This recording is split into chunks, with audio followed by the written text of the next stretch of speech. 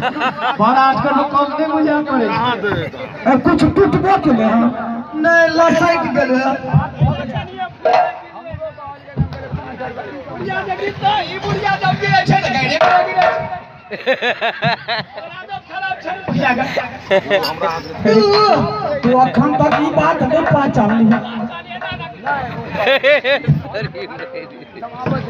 रे मानिक चल काग लरे अखन चले दी कहि दे ई त तोरा पता छौ आ बुढ़वा हम सब आज जोबड़ा पुतो बजा के लागल जो हाय बुढ़वा तू जो न जइए हां हम चलबे रास्ता बजा माफ बचे ठीक ठीक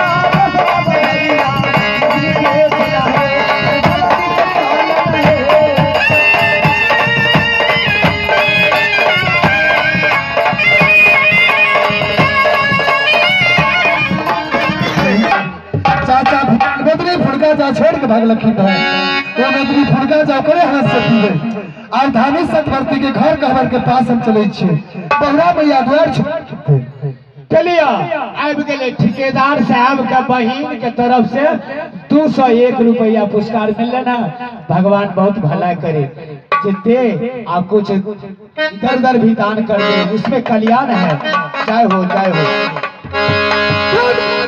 कमला के धानी सतवर्ती के जहिना घर कहवर जइबै चीन के अध्यक्षता के धानी सतवर्ती हमरा चीन नहीं पावे हम उनका हाथ से चूरा दही के भोजन करके उनका दरबार से निकल जेबै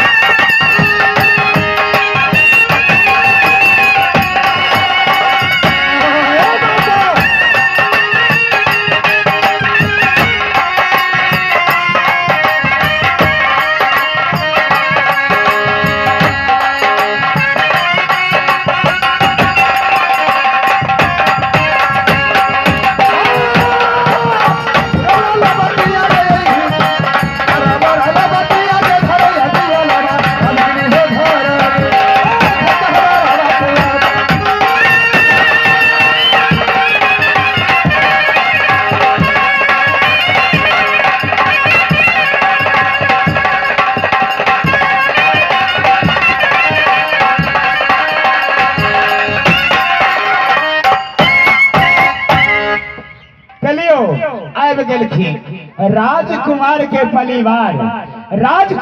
परिवार सुंदरी देवी के तरफ से 201 रुपया पुरस्कार मिला था।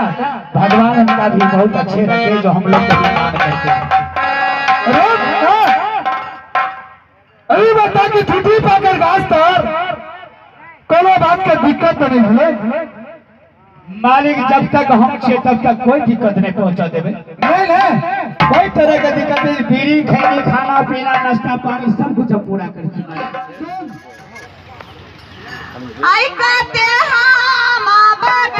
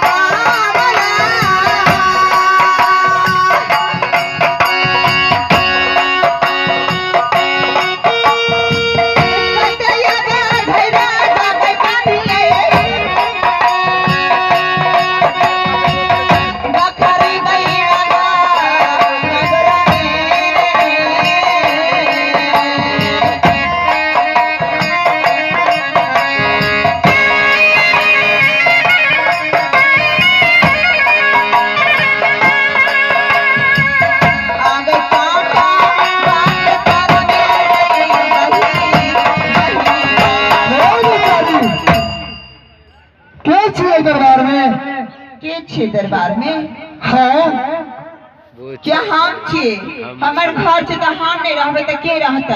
की नाम भेल अपने? हमर नाम हाँ हाँ तोरा से कौन जरूरी छ? जरूरी के बात नहीं है, हम तो पैकार छी। आज 10 गाँव घूमलो हैं, आज एको गो माल डाल भूख से प्राण जा रहा है। ये सुनो ना कि कुछ भोजन मिलते हैं दरबार में? भोजन कुछ भोजन नहीं छे, हमार माइयो नहीं छे तो बुझला ना। चुपचाप चल जा पतली गली पकड़ के, अगर हमारे मैं देख लता सुन लता कांचे चिबा जाता। हाँ ए सुनो ए भूख लहा के खा ले दी, प्यास लहा के पानी दी। हमरा विश्वास है कि हाँ के दरबार में हमरा भोजन मिल जते आए के द्वारे लिए। ई कोनो बात भेले? अखनी हमर मैं नहीं छे ने बुझ गेल। हाँ गेले हन माछ बेचेला रुसरा, माछ बेच के एते तू काल पर से अब हमर मैं तो रखिया देता। हम नहीं ए बेचारी सुना सुना हमर बात, अगर ये हमरा भोजन नहीं करबे अपना दरबार में तो हाँ के दरबार में फेकरवा मर जात पतिया लग जाए। कुछ नहीं है। ई कौन बात भेलै? कुछो नहीं है हमरा घर में, अभी खाए वाला सामान कुछ नहीं छे। लेकिन हम देख रहल छियै हाय पूस मास के दही पड़ल सिक्का पर ही रहल छै आ कोठी कन्हा पर एते गो मोटरी ऊपर झूपर में सूरा लागल छै, चूड़ा छै। आई हो हाँ घर में हमरा की छे नहीं छे उ तू केना बुझै छ? हम देखे न छियै ताहि दुआरे कहलहुँ अहाँ के घर में पूस मास के दही या ने, झूठ नहीं बोला। बात तो ठीके छे, लेकिन ई मुनका केना जाने छे ई बात? और चूड़ा कौन छियै? चूड़ा कि नहीं? आई हो ई बात तो सच छे, हमर शादी वाला चूड़ा अखन तक ओइ सीख पर छिलते छे। तो तू केना ई बात बुझै छ? कहै छियै तै कहै छै बेचारी तू हमरा कुछ भोजन जल्दी चूड़ा दही कराब, तोरा दरबार से हम जाब। बहुरा मैया तोरा हक्कल धनिया देखो तो हमरा मार दे, ओकरा डर या ना। तू चल जा चुपचाप बता से, अभी नहीं मिलता भोजन तो कुछ नहीं मिलता। नहीं नहीं आगे मैं तो जी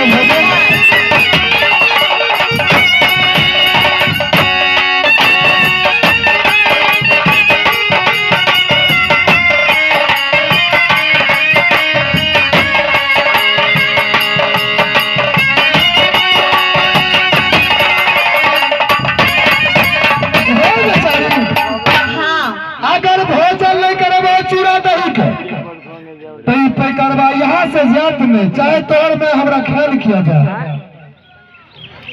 एकरा अच्छा तू भोजन करे क्या करबा? हाँ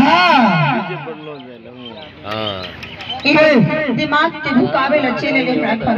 ठीक है हे बेचारी सुना कली हिया बाजा ना बैठा ना ओते कोनो जरूरी नहीं छे, बैठा ना। हे बेचारी भोजनो करबै से सुन ले, थोथरा का फोड़ दे, तोरा हाथ से पानी मिला के चूड़ा फुलेबे आ तोरे हाथ से दही डलबेबै आ तो अपने हाथ से हमरा खिलबो कोना, अपना गोदी में बैठा के तबे भोजन करबा। ई कोन बात भेले गे? रहते बच्चे रहते ई बहा पता के छीके ने आइ के बैठ गल ना घर पर, आ कना के बात बाजैया की बोलू एना के बोले छ हम की बोललो रे? तू क्या कहै छ कि तोरा गोदी में बैठ के हम खाना खेबै? हां तो हमर नियम छै ना, कनी काम ले जहां भोजन कैलो